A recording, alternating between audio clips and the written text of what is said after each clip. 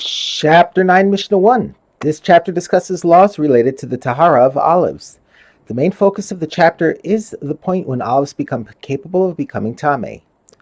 Food cannot become tameh until it is prepared by becoming wet with one of 7 liquids, known as beverages.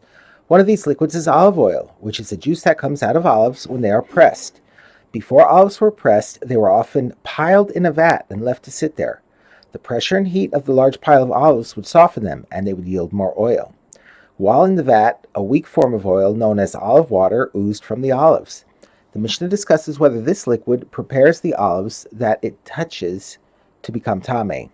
2 points will be addressed. 1, whether olive water is considered oil and is thus one of the liquids that prepares food for tumah. 2, even if water is considered oil, it cannot prepare the olives for tumah unless their owner is pleased when the olive water oozes from the olives, because the liquid cannot prepare food for tumah unless the owner is pleased with the fact that the liquid emerges from its source. We now turn to the words of the Mishnah. From when do olives that are being readied for pressing become subject to tumah? By becoming wet from the liquid that they give off. From when they ooze moisture in the vat, which is the container in which the olives are placed for them to soften before they are pressed. As they soften, they emit moisture, olive water. This moisture is considered oil, and thus when it touches the olives, it prepares them to become tameh. But olives do not become subject to tumah when they ooze moisture in the box used to bring the olives to the vat.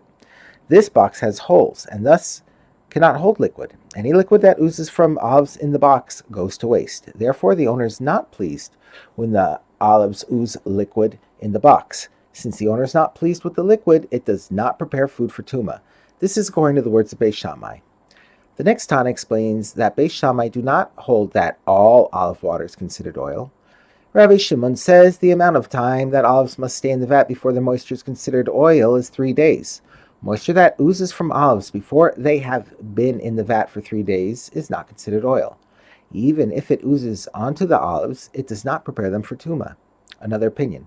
Beis Hillel say olive water is classified as oil once 3 olives stick to one another. That is, once the olives have been in the vat for long enough that they begin to soften and clump together. Once this happens, the olive water that leaks from them is considered oil and prepares them for tumah, regardless of how many days they have been in the vat. The next Tana notes that even after the olive water is considered oil, i.e. after the olives have been in the vat for 3 days, according to Beis Shammai, or until 3 olives clump together, according to Beis Hillel, the owner is not always pleased with it, and thus it cannot always prepare the olives for tumah. Rabban Gamliel says, when the work of gathering the olives into the vat is finished, and no more olives will be added to the vat, the moisture that oozes from the olives prepares them for tumah. But as long as the owner intends to add more olives to the vat, he is not pleased when the olives in the vat ooze moisture, because he does not want them to soften yet. And the sages say like Rabban Gamliel's words.